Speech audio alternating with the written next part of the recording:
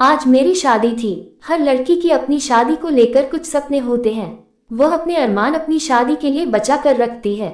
लेकिन मेरी शादी जो हुई थी वह दूसरी सदियों से जरा अलग थी। यह शादी कम एक सौदा ज्यादा लग रही थी। मेरी मजबूरी का सौदा में विदा होकर अपने ससुराल आ गई। मेरे ससुराल में सिर्फ मेरा पति और मेरे ससुर ही थे। मेरा स्वागत करने के लिए वहां पर कोई नहीं था। मुझे सीधा मेरे पति के कमरे में पहुंचा दिया गया। मैं दुल्हन बनी बैठी थी। सदा से जोड़ा पहनी एक आम सी दुल्हन आने वाले वक्त के डर की वजह से मेरा दिल तेज तेज धड़क रहा था और हाथों पर बार बार पसीना आ रहा था। मुझे अपने पति के बारे में सुनी गई बातें दिमाग में घूम रही थी। अरे इससे शादी मत करो, वह पागल है। अरे वह तो साइको है। अरे तुम तो अच्छी भली पढ़ी लिखी लड़की हो, फिर क्यों इस पागल इंसान से शादी करने की बेवकूफी कर रही हो। एक के बाद एक बात मेरे दिमाग में चल रही थी। घबराहट से गला सूख चुका था। मैं अपनी घबराहट पर काबू पाने की कोशिश कर रही थी। इतने में मेरा पति अंदर चला आया। मैं थोड़ा सिमट गई। वह आकर मेरे पास बेड पर बैठ गया और मुझसे कहने लगा कि अपना घूंघट उठाओ। ये मुझे बात बहुत अजीब लगी, लेकिन मैंने पहले ही अपने पति के बारे में इतनी अजीब अजीब बातें सुन रखी थी, इसलिए मैंने उसके बात मानी और अपना घूंघट उठाया। मगर जैसे ही मेरी निगाह उसके चेहरे पर पड़ी तो मैं चौंक उठी और उसने भी चौंक कर अजीब नजरों से मेरी तरफ देखा और बहुत देर तक मुझे देखता रहा। और न जाने उसे क्या हुआ, वह एकदम से उठकर, और मैं गरीब घर आने से संबंध रखती हूँ। घर में मेरे अलावा माँ, पिताजी और एक छोटा भाई भी है। छोटा भाई गवर्नमेंट स्कूल में पढ़ रहा था, जबकि मैं इंटर करके दिल्ली के एक मशहूर यूनिवर्सिटी में स्कॉलरशिप पर पढ़ रही थी। यहाँ पर मेरी जैसी लड़कियां बहुत कम थी जो गरीब फैमिली से हो। यहाँ पर अच्छे अच्छे अमीर घरों की लड़की और लड़कियां पढ़ने आती थी, इसलिए मैं शुरू से ही अपने आप में ही मगन रहती थी। मेरे कॉलेज में भी किसी से दोस्ती नहीं थी और अब यूनिवर्सिटी में भी मैं किसी से दोस्ती नहीं की। बस प्रोजेक्ट के लिए क्लास का जो ग्रुप सर ने बनाया था उनके साथ कभी कभी स्टडी डिस्कशन कर लेती थी।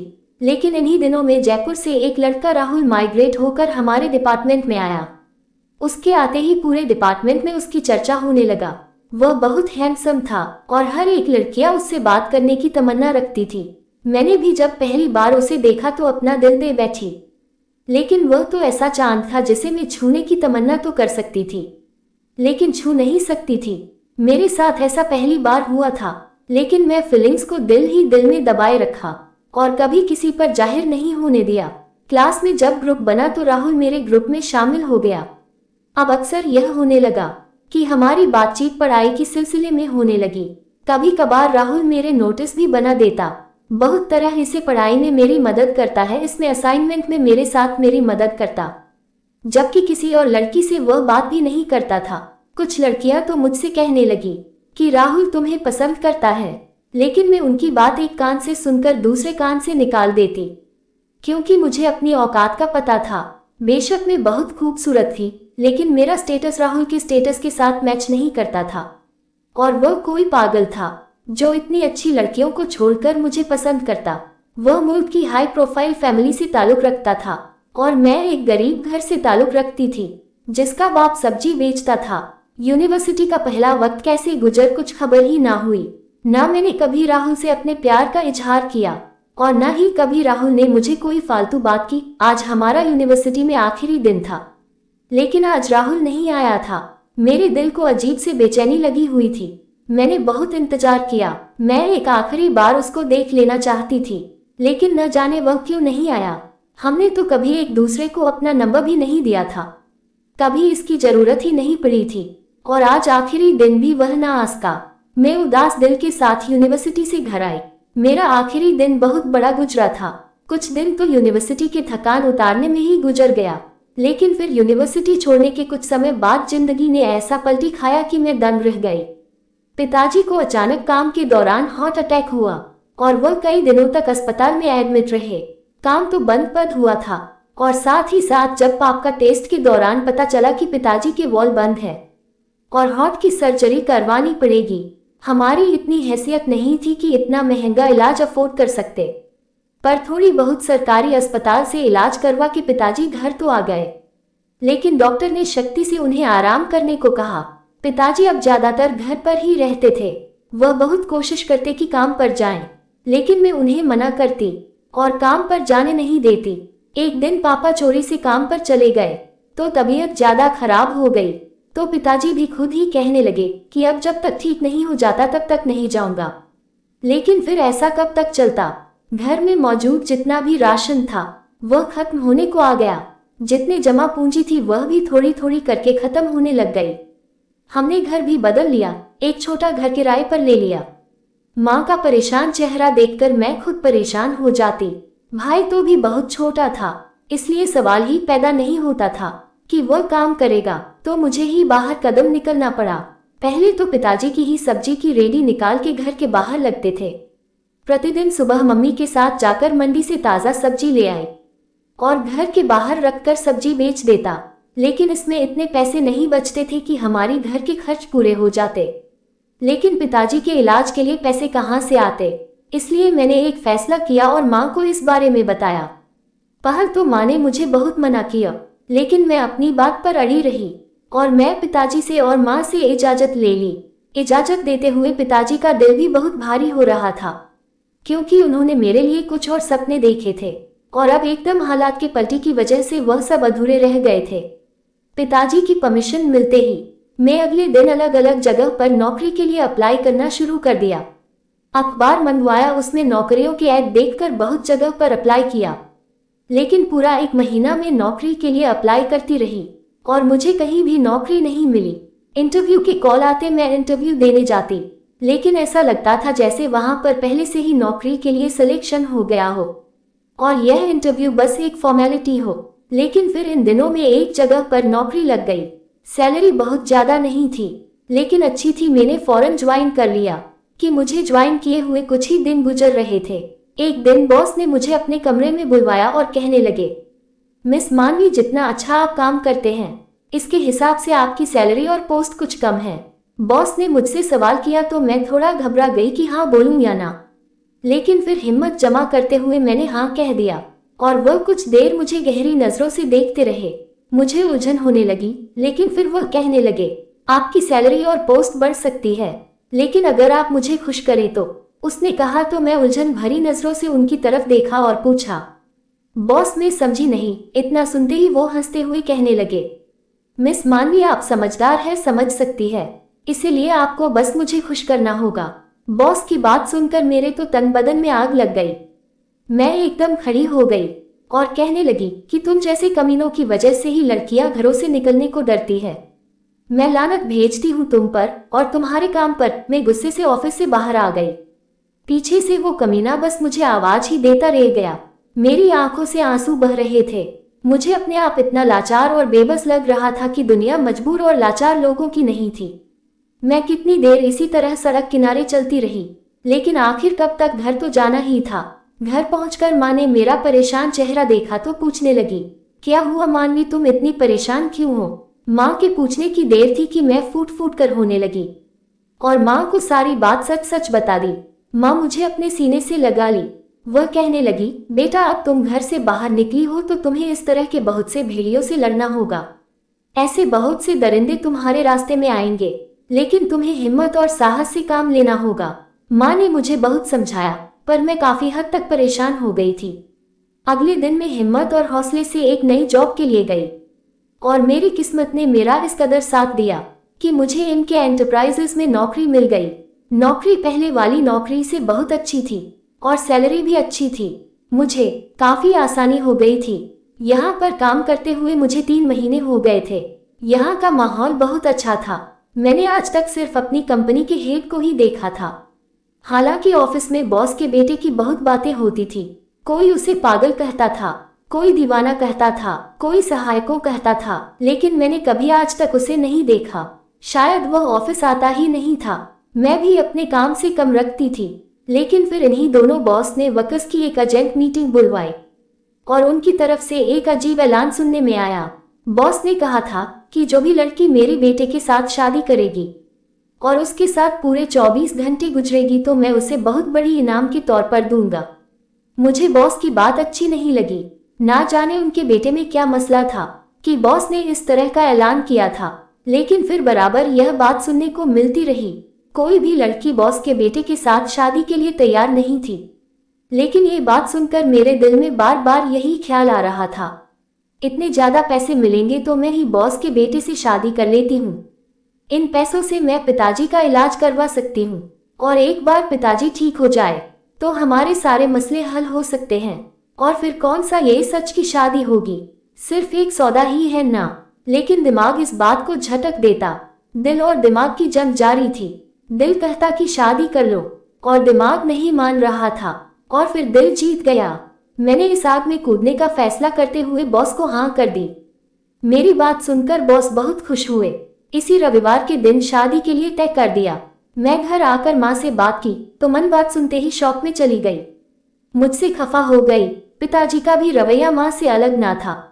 दोनों ने मुझे इस काम को करने से मना किया, लेकिन मैं अब तय कर चुकी थी, और सबसे बड़ी बात तो मुझे इन पैसों का लालच था, जिससे मैं पिताजी का इलाज करवा सकती थी। इसके अलावा मुझे और कोई ऑप्शन भी तो नजर नहीं आ रहा था। माँ पिताजी 1-2 दिन नाराज रहे, लेकिन फिर मुझे समझने बैठ गए। लेकिन अब मैं समझने समझाने की हद से निकल चुकी थी, इसलिए मैंने उनकी बात नहीं मानी, और रविवार का दिन भी आ पहुंचा और हमारी शादी हो गई। मैं अभी तक अपने पति का चेहरा नहीं देखा था, लेकिन उसका नाम सुनकर मैं चौंकी जरूर थी। लेकिन एक जैसे नाम के तो बहुत से लोग होते हैं, वह राहुल तो बिल्कुल नहीं हो सकता। उसके आने से तो दिल धड़क जाता था, जबकि यह तो न जाने कौन पागल और साइको था। मैं विदा होकर ससुराल आ गई। अभी जब मैं कमरे में उसे देखा तो मेरी हैरत की सीमा ना रही। मैं राहुल की तरफ देखी, जो बड़ी गहरी और प्यार भरी नजरों से मुझे ही देख रहा था। मैं शर्म आ रही थी है, लेकिन फिर उससे पूछा कि तुम्हें क्या हुआ है, तुम पागल होते क्यों जा रहे हो, तुम्हारे बारे में ऐसा मशहूर है। मेरी बात सुनकर राहुल ने गहरी सांस ली और वह कहने लगा, मैं जब जयपुर से माइग्रेट होकर दिल्ली यूनिवर्सिटी में आया तो यहाँ के डिपार्टमेंट में इंटर होते ही मेरी नज़र तुम पर पड़ी थी। तुम एक तरफ बेंच पर बैठी अपने कुछ नोट्स बना रही थी। इन सब मॉडल और फैशन की मारी लड़कियों जिन्होंने मेकअप करके खुद को केक पेस्ट्री बनाया हुआ था, तुम उनसे बिल्कुल अलग नजर आ रही थी। तुम्हारा चेहरा हर तरह के मेकअप से पाक और बहुत प्यारा लग रहा था। तुमने दुपट्टा लिया हुआ था और सीधी सादी प्यारी लग रही थी। मैं कुछ पल बस तुम्हें देखता रहा। ऐसा नहीं था कि मेरी जिंदगी में पहले लड़कियां नहीं आई थी, लेकिन वह सिर्फ वक्त गुजरने के लिए थी। लेकिन तुम्हें देखकर मैं पहली नजर में ही मोहब्बत का शिकार हो गया, और मैंने वही खड़े खड़े फैसला कर लिया कि सिर्फ तुम्हें ही अपनी पत्नी बनाना है। और ये सोचते ही एक सुकून सा दिल में उतर गया। तुम्हें देखना, तुमसे बात करना अच्छा लगने लगा। इन्हीं दिनों में पापा की तरफ से मुझसे शादी का प्रेशर पड़ने लगा।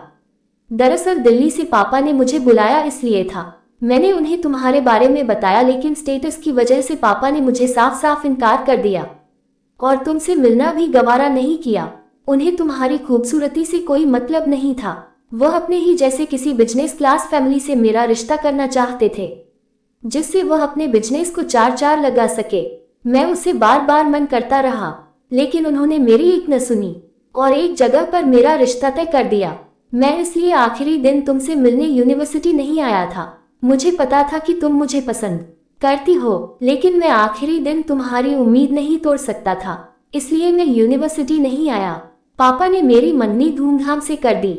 मैंने पापा की मर्जी के आगे दम तोड़ था, लेकिन उसके बाद में चुप चुप रहने लगा।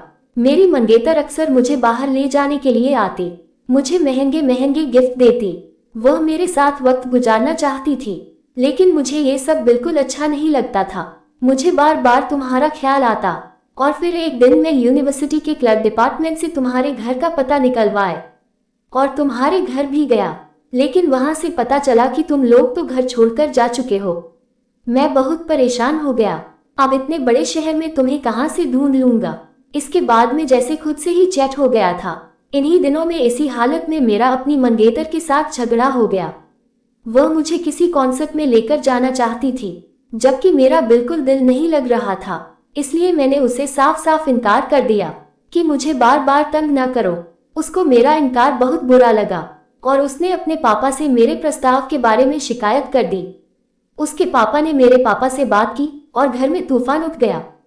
पापा ने पहले तो मुझे बहुत बुरा भला कहा, और फिर पापा ने मुझे साफ साफ वार्निंग दे दी कि मुझे उसे लड़की से माफी मांगनी होगी और अपना बर्ताव ठीक करना होगा, वरना उनके बिजनेस को भी नुकसान था। और हमारे रिश्ते को भी, लेकिन मेरा ऐसा कोई इरादा नहीं था। मैंने न तो लड़की से माफी मांगी और न ही अपने रिश्ते को ठीक किया। इसके नतीजे में हमारी मंगनी टूट गई। पापा मुझ पर बहुत गुस्सा हो गए। फिर पापा ने एक और जगह पर मेरा रिश्ता पक्का कर दिया और मुझे उस लड़की से मिलने जुलने के लिए बहुत कुछ समय दिया। पापा चाहते थे कि हम एक दूसरे को समझ जाए और फिर जल्दी वह हमारी शादी पक्की कर दे, लेकिन मैं भी सिर्फ घर पर ही पड़ा रहता। मेरा दिल नहीं करता था कि मैं कहीं बाहर आऊं जाऊं। पापा मुझे बहुत डांटे, अक्सर मुझे समझते, लेकिन वह मेरी बात मानने को तैयार नहीं थे। कुछ वक्त बाद पापा को भी मेरी चिंता होने लगी थी। वह मुझे वक्त देते और मेरे साथ खाना खाते, लेकिन मुझे अब उनके साथ नहीं चाहिए था। जब मुझे उनकी जरूरत थी तब तो बिजनेस जमाने की फिक्र में लगे रहते हैं। मेरा ये रिश्ता भी खत्म हो गया था। मेरे पापा को साफ साफ मना कर दिया था, अभी मेरे लिए कोई रिश्ता ना देखे, ना ही मुझे अभी शादी करनी है। मुझे कुछ वक्त दे। पापा भी शायद अब इस बात को समझ गए थे, इसलिए उन्होंने मुझे संभालने के लिए वक्त दिया। कुछ दिन इसी तरह से गुजर गए। पापा ने एक लौते बेटे को दुनिया से अलग करके देखते हुए देखे तो उन्हें अच्छा नहीं लगता। फिर वह मेरे दोस्तों को कॉल करके बहाने से घर बुला लेते ताकि मैं खुश रहूं, लेकिन मैं पूरी तौर पर तो बहल जाता और फिर बाद में इस हालात का शिकार हो जाता। कुछ दिन बाद बाबा मुझसे कहने लगे कि तुम उसे लड़की को ढूंढ लो। अगर तुम 1 महीने के अंदर उसे ढूंढने में कामयाब हो गए तो मैं तुम्हारी शादी उससे करवा दूंगा, वरना फिर तुम्हें मेरी बताई हुई लड़की से शादी करनी पड़ेगी। पापा की शर्त मानकर मैं तुम्हें बहुत ढूंढा, तुम्हारे पुराने मोहल्ले भी गया, वहां से तुम्हारा नया पता लिया, लेकिन उन्होंने जो पता दिया वह गलत था। पापा के बारे में मुझे कुछ पता नहीं था। 1 महीना कैसे गुजर गया मुझे कुछ पता नहीं चला। मेरे पास तुम्हारी कोई तस्वीर भी न थी और न ही तुम्हारी किसी से कोई दोस्ती थी जिसे मैं तुम्हारे बारे में पूछ सकता। जैसे ही महीना खत्म हुआ पापा ने मुझे तुम्हारे बारे में पूछा तो मैं हारे हुए अंदाज में पापा से कहा, वह जिस भी लड़की से मेरी शादी करेंगे मैं तैयार हूँ।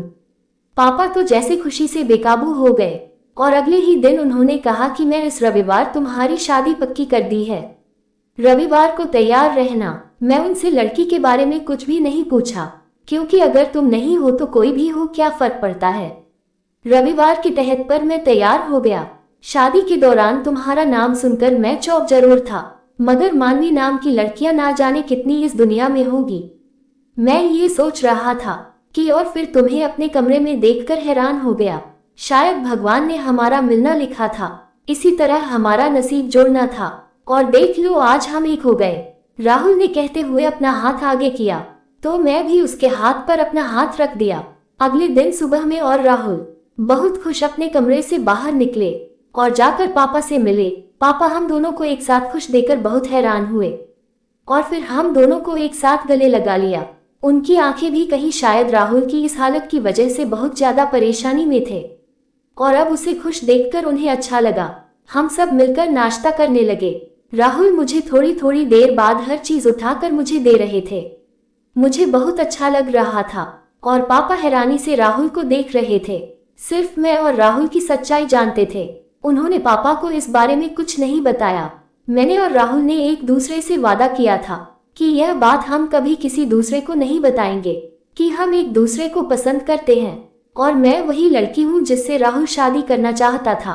पापा को भी सच्चाई का पता नहीं था, इसलिए वह हमें खुश देखकर बहुत खुश थे कि अचानक राहुल पापा से कहने लगे, पापा मैं दरअसल आपका धन्यवाद करना चाहता हूँ। क्या आपने मानवी को मेरी जिंदगी का साथी चुना? इससे बेहतर लड़की मेरे लिए कोई हो ही नहीं सकती थी। राहुल ये कहते हुए उठकर पापा के गले लग गए। पापा की आंखें भीग गई। वह कितनी देर राहुल को अपने सीने से लगाए खड़े रहे। हमारी शादी को लगभग 1 महीना हो गया था। यूं ही बैठे बैठे मुझे राहुल की माँ का ख्याल आया तो मैंने उससे पूछ लिया, राहुल आपकी माँ कहाँ है? मैंने कभी उनके बारे में नहीं सुना और नहीं कभी उनकी कोई तस्वीर देखी। यहाँ तक कि मुझे पूरे घर में उनकी तस्वीर भी नजर नहीं आई, जबकि आपके बचपन की तस्वीर और पापा के अलग अलग शहरों की शहर की तस्वीर घर में जगह जगह लगी हुई है। मेरी बात सुनकर राहुल मेरी मम्मी पापा की शादी नहीं थी, बल्कि वह दोनों परिवार का कारोबार बढ़ाने और एक दूसरे को स्टेटस ऊंचा करने का एक सौदा था।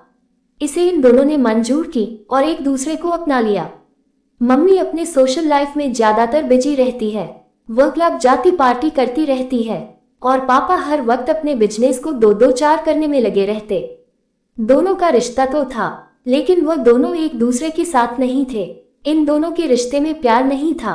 इसी दौरान न चाहते हुए भी मैं भी पैदा हो गया। हालांकि मम्मी को बच्चा नहीं चाहिए था, वह अभी अपने पैरों में किसी तरह की भेड़िया नहीं डालना चाहती थी।